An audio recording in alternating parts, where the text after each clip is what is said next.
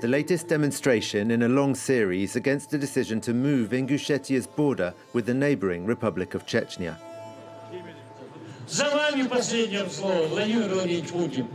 The protesters' last hope is that Putin may side with them in their dispute with the Ingush leader, Yunusbek Yevkurov.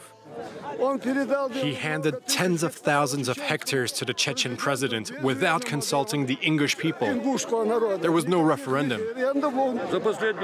For the past 100 or 150 years, they've been chopping bits off Ingushetia and handing them to the neighbours.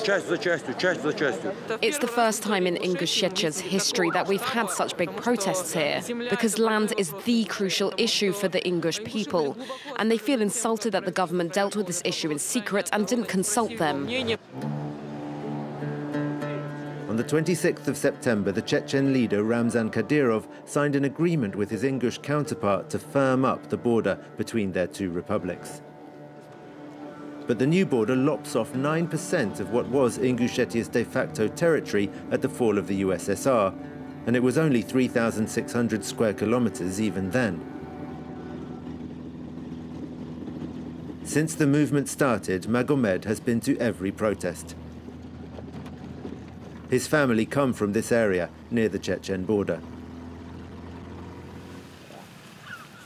They feel deeply attached to the region, their ancestral home.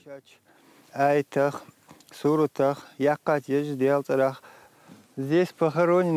father is buried here. My brother over there, and my two sons are also buried over there. My whole family is buried in this place, so for us, this land here is sacred. This is a heavily militarized zone, and troops often enter the villages, ostensibly to try to root out Islamist fighters who took refuge in these hills after the Chechen wars. In 2015, Magomed's village was even shelled. He and his family fled their home here in fear for their lives. Shell fragments ricocheted and went through the wall to the room right over there. When I spoke to the Ingush leader, he just said that we had to take responsibility for our own security. We've received no information and not a kopeck in compensation. We were unhappy with the authorities then, but I got over that.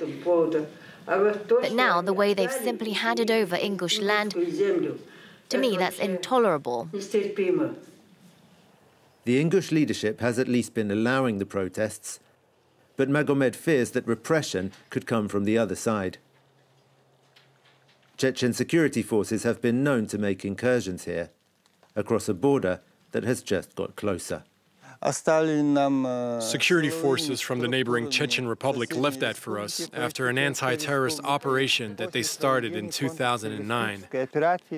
I think it's a deliberate message to make sure we remember them.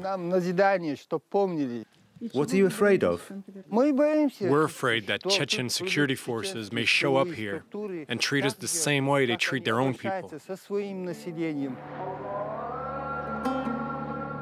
Ramzan Kadyrov rules Chechnya with an iron fist. Human rights advocates accuse him of torture and summary executions. And he's already threatened the Ingush who've been protesting against the new border. We wanted to find out why the Chechen leader was so attached to this controversial border agreement. His information minister agreed to an interview.